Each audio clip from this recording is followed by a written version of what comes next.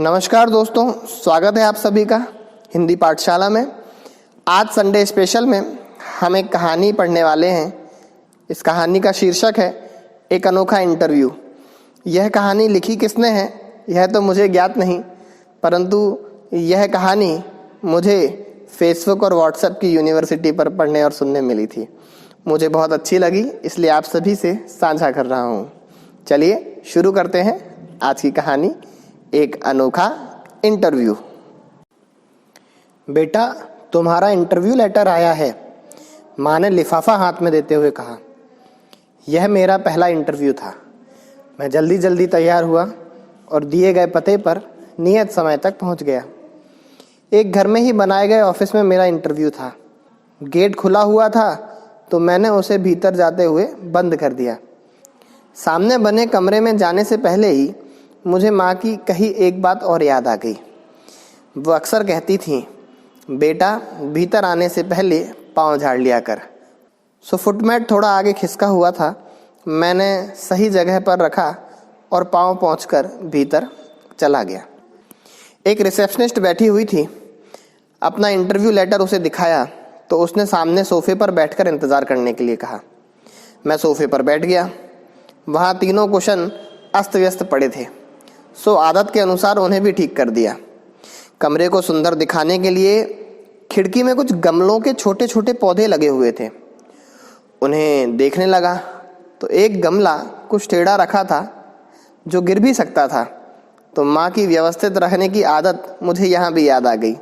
सो धीरे से उठाकर उस गमले को ठीक कर दिया। तभी रिसेप्शनिस्ट ने सीढ़ियों से ऊपर जाने का इशारा किया और कहा, 3 नंबर कमरे में आपका इंटरव्यू है। मैं सीढ़ियाँ चढ़ने लगा तो देखा कि दिन में भी दोनों लाइटें जल रही हैं। सो ऊपर चढ़कर मैंने दोनों लाइटें बंद कर दी और 3 नंबर कमरे में गया। वहाँ 2 लोग बैठे थे। उन्होंने मुझे सामने कुर्सी पर बैठने का इशारा किया और पहला प्रश्न पूछा कि आप कब से ज्वाइन करेंगे। मुझे बड़ा आश्चर्य हुआ।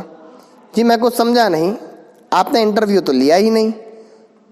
तो बोले, इसमें समझने की क्या बात है, आपसे पूछ रहे हैं ना कि आप कब से ज्वाइन करेंगे। आप जब कहेंगे तब से कर लूँगा, लेकिन इंटरव्यू तो लो। इंटरव्यू कब लोगे। तो वे दोनों सज्जन हंसने लगे। उन्होंने बताया, जब से तुम इस भवन में आए हो तब से ही तुम्हारा इंटरव्यू चल रहा है। यदि तुम दरवाज़ा बंद नहीं करते तो तुम्हारे 20 नंबर कट जाते, और तुम फुटमैट ठीक नहीं करते और बिना पाँव पोछे अंदर आ जाते तो भी 20 नंबर कम हो जाते।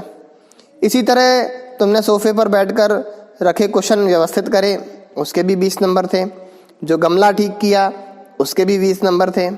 और अंतिम प्रश्न के रूप में सीढ़ियों की दोनों लाइटें जो हमने जलाकर छोड़ दी थी, तुमने उसे भी बंद कर दिया।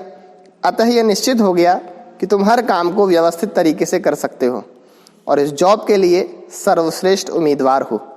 बाहर रिसेप्शनिस्ट से अपना नियुक्ति पत्र ले लो और कल से काम पर लग जाओ। मुझे रह रहकर माँ और बाबूजी की यह छोटी छोटी सीखें, जो उस समय बहुत बुरी लगती थीं, याद आ रही थीं। मैं जल्दी से घर गया, माँ के और बाबूजी के पाँव छुए और अपने इस अनूठे इंटरव्यू का पूरा विवरण सुनाया। शायद इसलिए कहते हैं कि व्यक्ति की प्रथम पाठशाला घर और प्रथम गुरु माता और पिता होते हैं, और इनके द्वारा दिए गए संस्कार ही हमें आगे बढ़ाते हैं। अन्यथा संस्कार बिना सुविधाएं पतन का कारण है। अगले संडे फिर हम किसी नई कहानी या कविता के साथ आपके बीच उपस्थित होंगे। तब तक के लिए नमस्कार, जय हिंद, जय भारत।